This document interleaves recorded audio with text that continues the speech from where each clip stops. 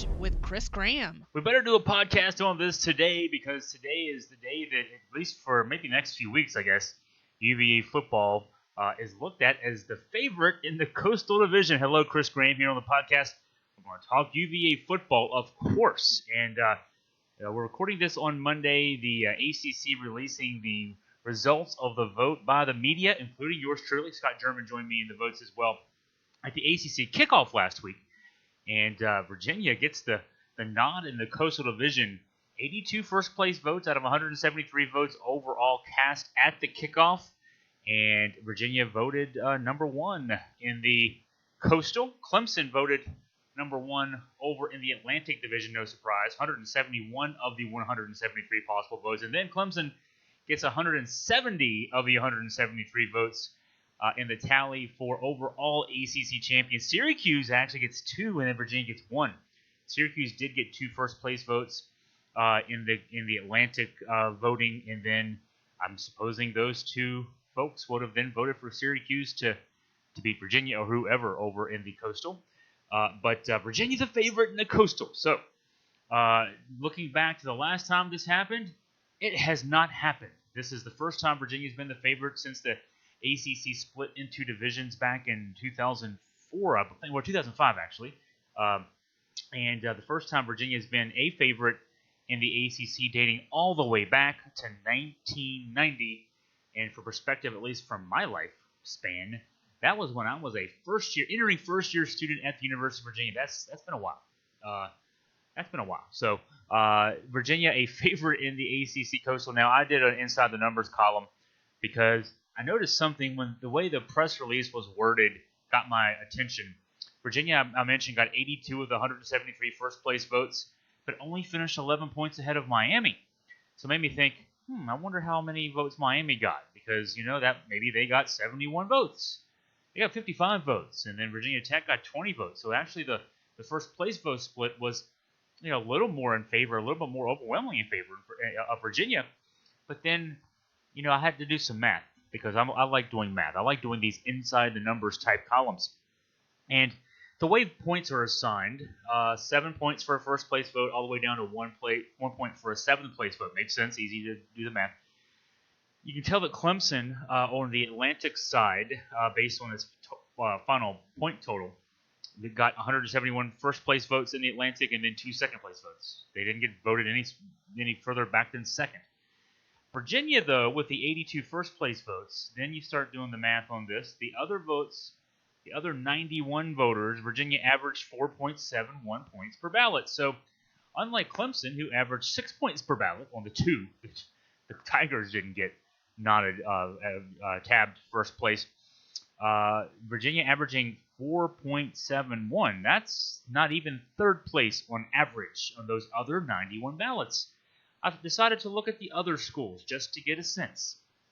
Miami, I mentioned 55 first-place votes. Their other ballots, they averaged 5.14 points. So actually, on the other ballots, they had a better average than Virginia. Virginia Tech, 20 first-place votes, 4.49 points per ballot. You start doing the math, and I went down the list. Virginia, the writers who didn't pick Virginia actually held Virginia in lesser regard than certainly Miami. There were plenty when you start thinking about this, 4.71 points per ballot. You got plenty of fourth and maybe even some fifth place votes for the Hoos, and as opposed to that headline which says Virginia's the favorite. So and I admit in the column that I wrote that I'm looking for something to be pissed off about here. Virginia is the favorite. That's the story of the day. But there's still enough uncertainty out there that, I've been threatening. Those who listen to the podcast on a regular basis, you know this already. I've been threatening since January, since Scott German and I got back from the Belk Bowl, which was probably actually December 30th, maybe when we might have done a podcast before the turn of the year. In any case, I've been threatening since way back then to stuff the ballot box as much as possible. We were going to deputize a number of bloggers. We joked. We weren't going to really do that, but we were going to deputize a number of bloggers to join us and head down to Charlotte and cast votes and stuff the box for the Hoos. Because our thinking was, we had this long conversation, Scott and I did, when we were walking around the Carolina Panthers Stadium, and I don't know the name of the stadium. I should. We were just in Charlotte here last week.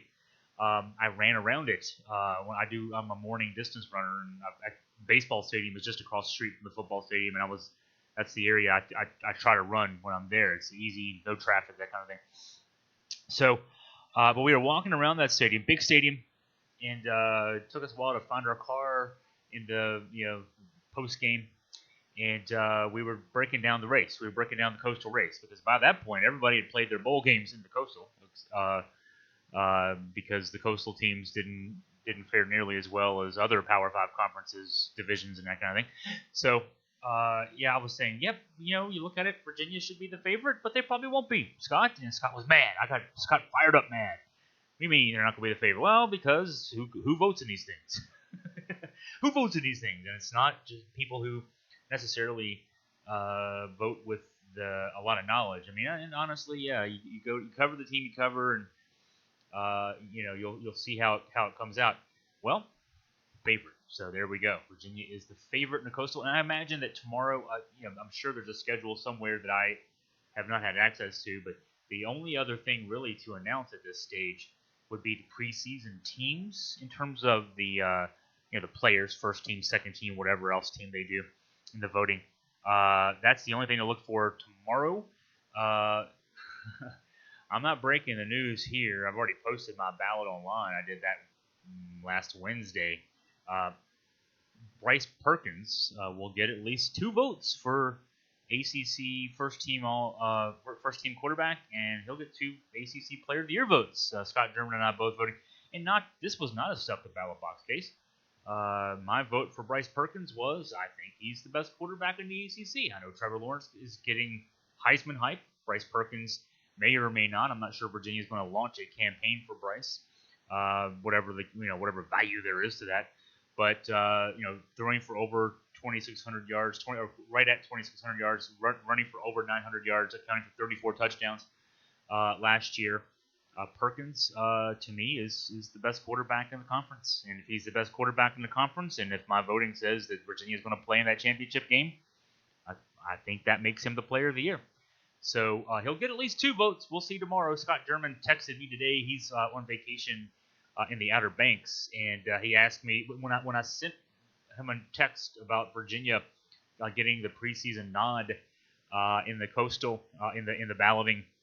His response wasn't back to me. His response wasn't, "Hey, great news," whatever. It was, "How many votes did Bryce get?" And I had to tell him that's coming out tomorrow. So be on the lookout for that tomorrow. We'll have more too. I'm still kind of plowing through my ACC previews.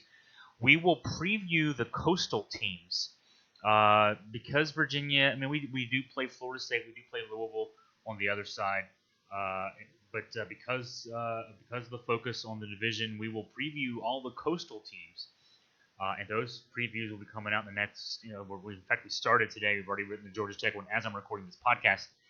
Depending on when you listen to this podcast, we may have them all up, or at least some of them up.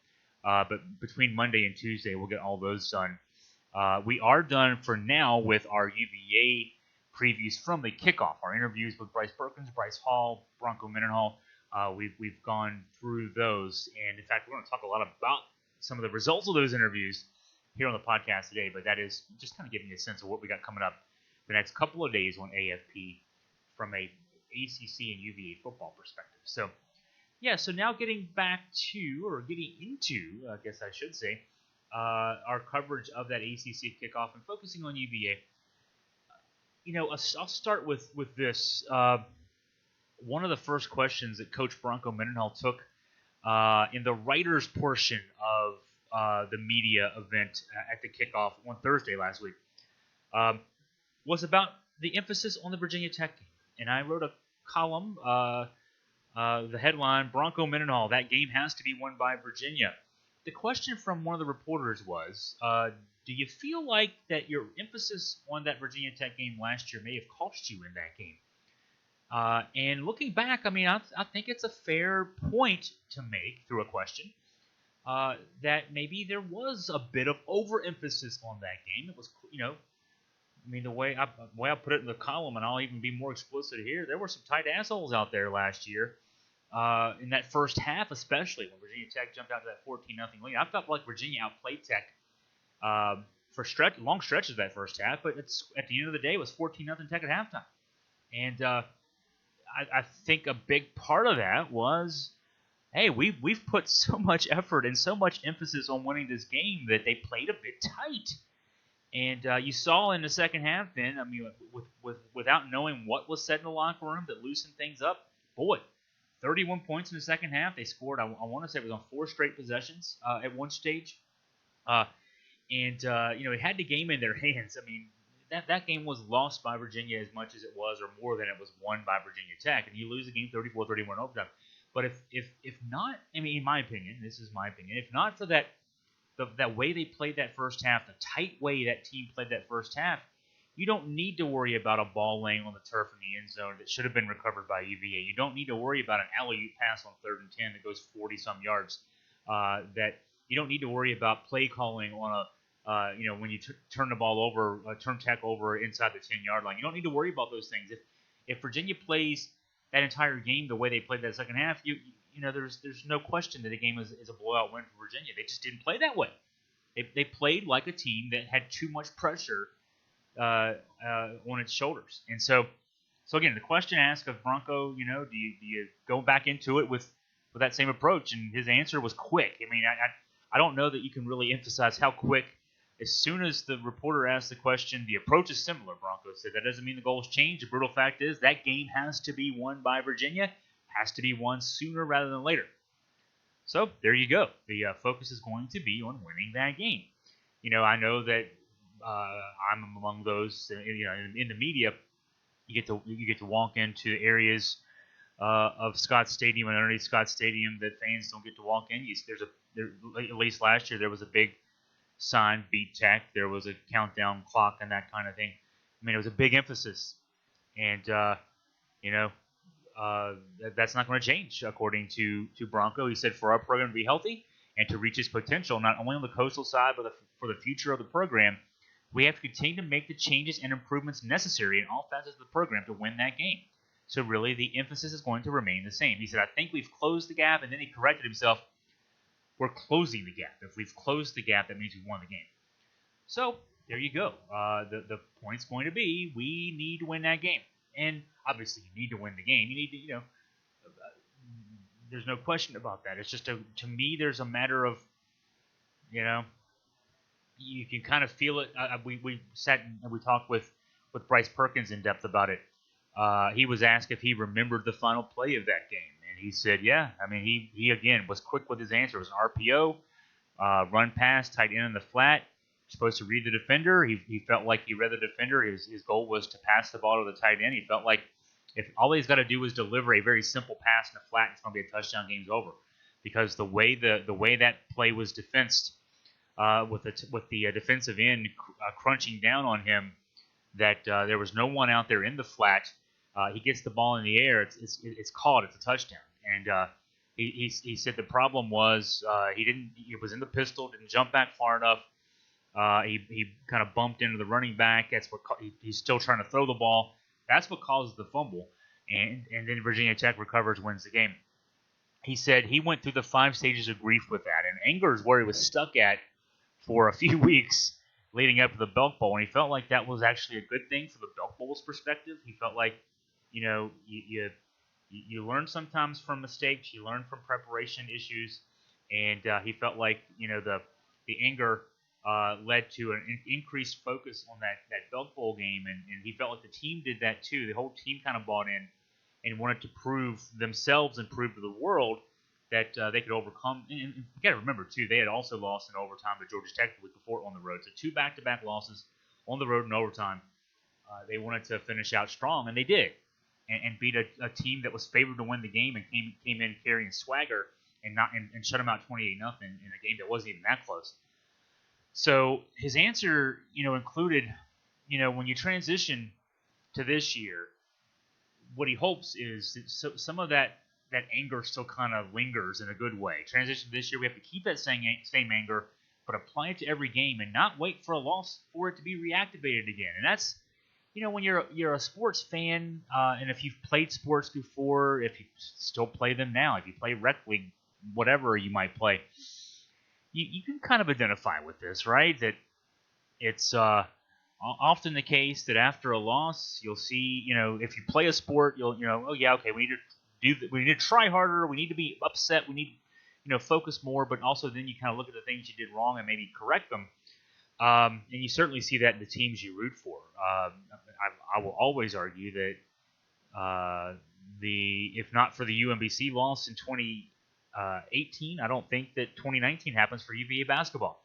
I just don't. I think that the sting of that lingered for a year, a little bit more than a year, and fueled that incredible run for our basketball team. So let's see if it can happen with the football team. The sting of that loss to Virginia Tech. Let's see if it can have that same effect.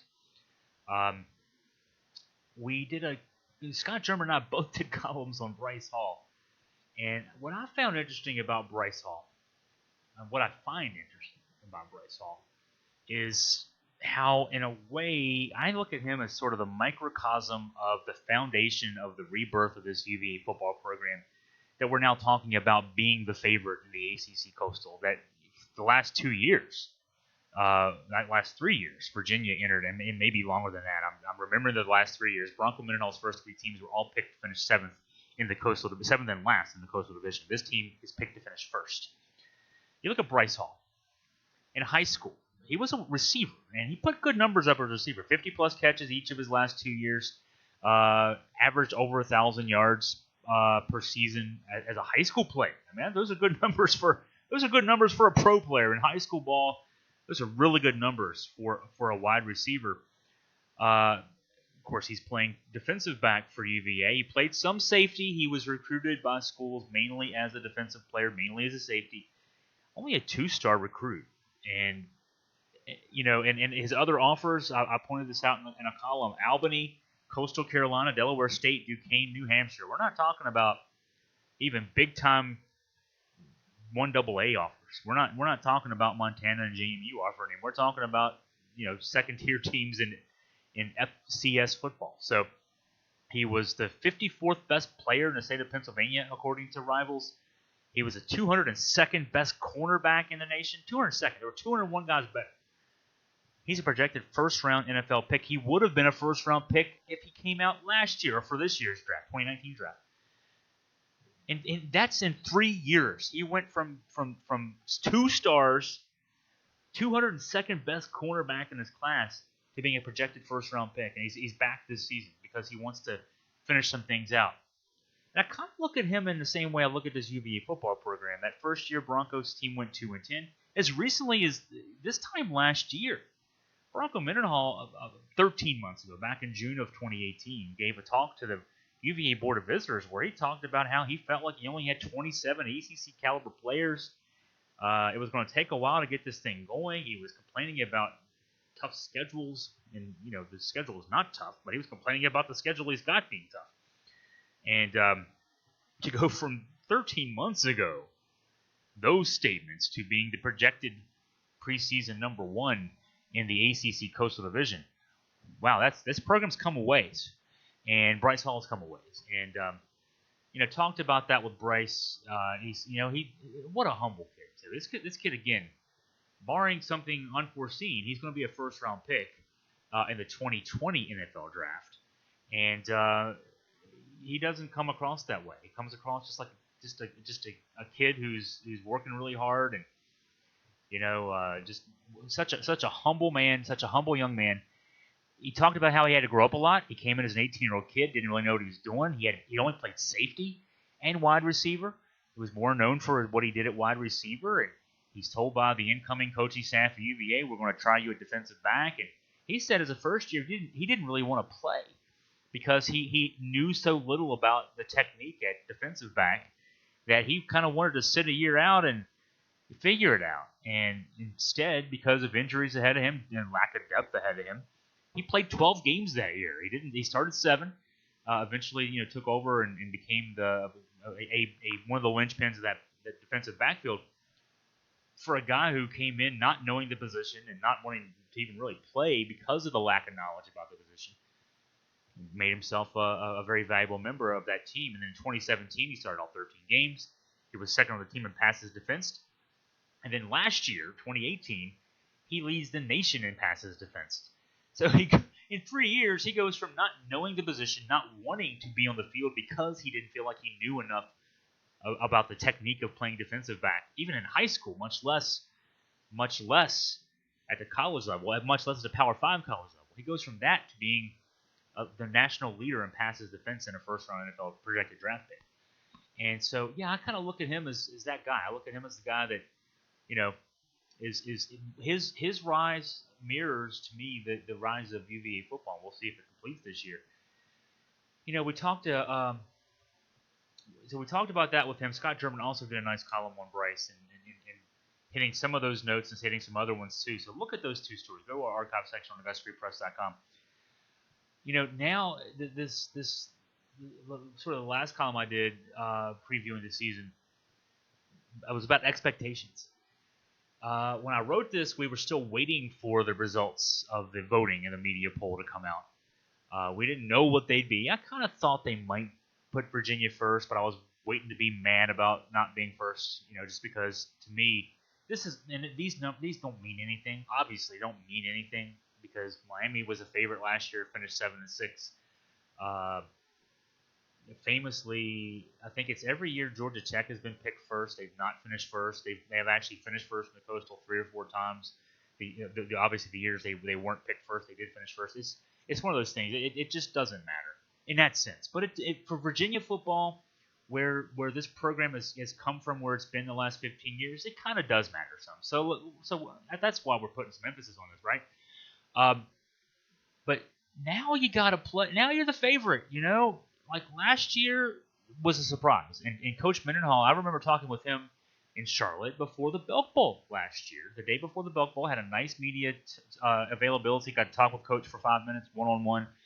And my main question was, hey, it seems to me, Coach, that this program is at least a year ahead of schedule. What do you think? And he said, yeah, I mean, he didn't reference it, but I think it's just part of the messaging that, when he gave his talk to the Board of Visitors and said we only have 27 ACC caliber players, he wasn't saying that thinking that team was going to, flirt with 10 wins and win a bowl game in such dominating fashion over an SEC team and be in first place in the ACC Coastal when the month of November starts. I mean, all that stuff came about last year. It was not supposed to. It did. And but last year's team did all that under the radar. They were picked 7th in the Coastal. This year's team is now picked first. So now you got to play with expectations. And so, of course, we're talking with players last week, in anticipation of expectations being what they would be, as announced today. And, also Coach Mendenhall. Anytime Coach Mendenhall said last week, anytime you're part of a conference, the goal is to win the conference championship. That's some of the value added of being in a conference. The task ahead is now to sort of play with those expectations. He said, last year it wasn't meant to be, but those overtime losses weren't accidental. We were outplayed. We didn't execute. We applied what we needed to learn. We worked relentlessly. We shut out an SEC opponent in the bowl game. And so, this is a program that's got confidence. There was some tailwind. I wrote about this a couple weeks ago. There was tailwind heading into the offseason for this UVA program.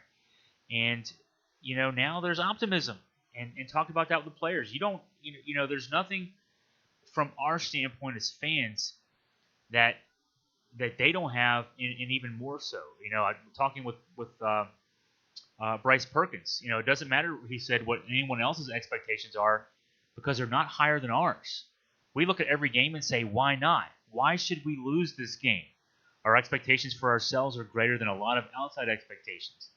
It's, I noted that in the column I wrote about this. I said the Clemson folks carried themselves around like that. They're, why should we lose this game? Clemson kids do that. Alabama kids do that. Georgia and Notre Dame kids do that. They don't look at a schedule and say, oh man, we might lose this one. We might lose. They're looking at it and saying, 12. How are we going to go 12-0 this year? That's how they look at that.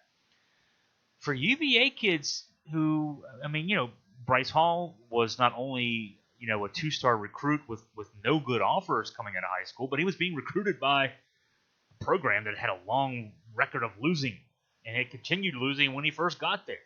Bryce Perkins is a kid that was a pretty highly touted recruit coming out of high school, but then got lost on the depth chart at Arizona State. Then he suffered a couple of broken bones in his neck in a goal line drill between his freshman and sophomore years. Ended up transferring to a JUCO. Didn't have any offers in his JUCO.